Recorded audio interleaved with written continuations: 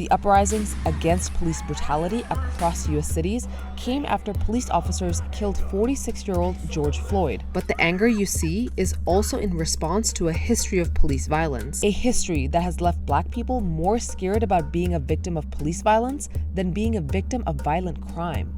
Now, there are growing calls to defund or even abolish the police. The relationship between African Americans and the police is a very tense one. To understand American policing today is really to tell a story that comes out of slavery in the United States. Let's take a look at that history. From slave patrols to enabling lynchings, crushing protests, and shooting to kill.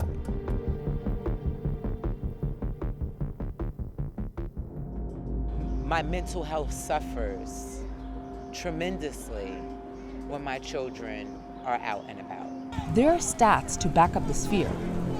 Black Americans are 2.5 times more likely than white Americans to die at the hands of police. Police use of force is the 6th leading cause of death for young Black men. Minneapolis police used 7 times more force against Black people than white people over the last 5 years. Such force includes kicks, neck holds, tasers, and takedowns. In America, 3 Black men or more is deemed a threat. This is a problem. Almost 80% of the Minneapolis police force is white, and that's far from unusual in the United States. On top of this, U.S. police forces have become increasingly militarized. Heavy-handed police tactics were used to suppress recent protests and enforce curfews. The 1033 program funnels excess military equipment into police forces at a fraction of the cost.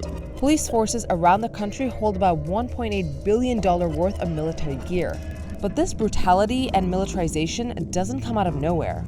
Dr. Keisha Blain is a historian specializing in African American history. The early roots of American policing begin within the context of slavery.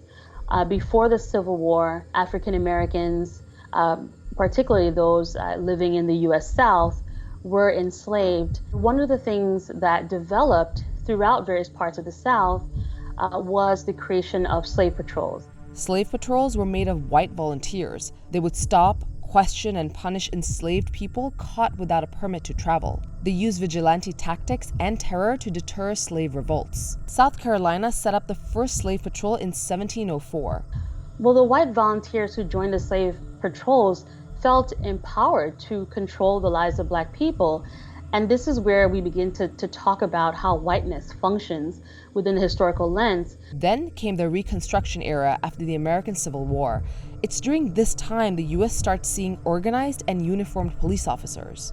By the end of the 19th century, all major U.S. cities had police forces in place. They are made up of predominantly white men, and they are functioning in a very similar way as the earlier slave patrols, in that they are continually targeting Black people. The 13th Amendment abolished slavery in the U.S. in 1865, yet Black codes were introduced immediately after. These laws controlled the lives of Black people, restricted Black people's movement, restricted Black property ownership, and punished African American men out of work under vagrancy laws. Police forces were very much part of the story. Their job was to uphold these codes. Jim Crow laws legalized racial segregation. Southern white supremacists systematically used lynching to terrorize African Americans. There were over 4,000 racial terror lynchings in at least 12 southern states from 1877 to 1950. White officials and police watched and rarely did anything.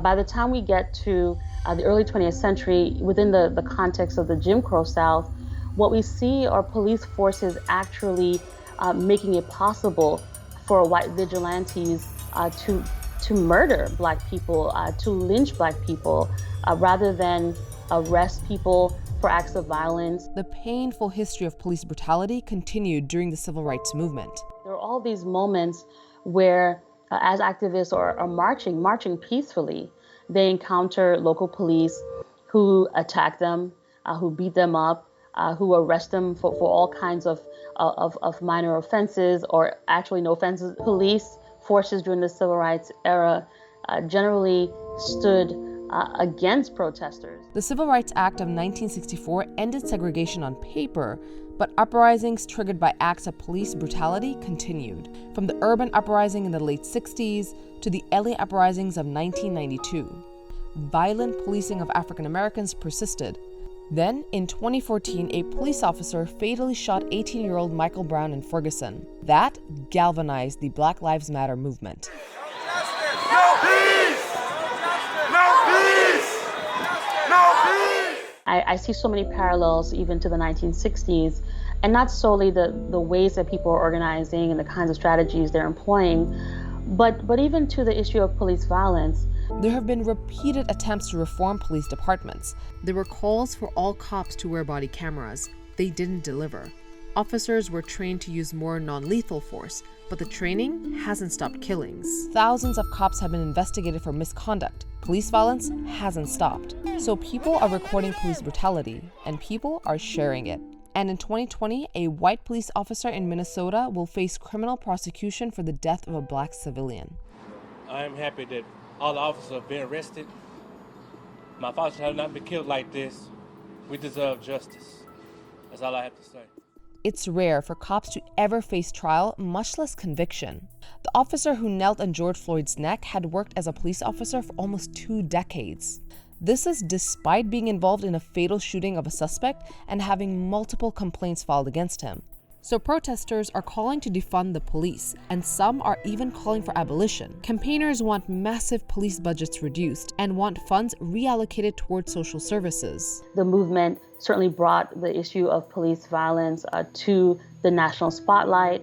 They will talk about how activists organize on the ground, and they will talk about some of the resistance that activists faced. They'll talk about the surveillance that activists face. I think the current moment is very much a part of the larger narrative of the Black freedom struggle.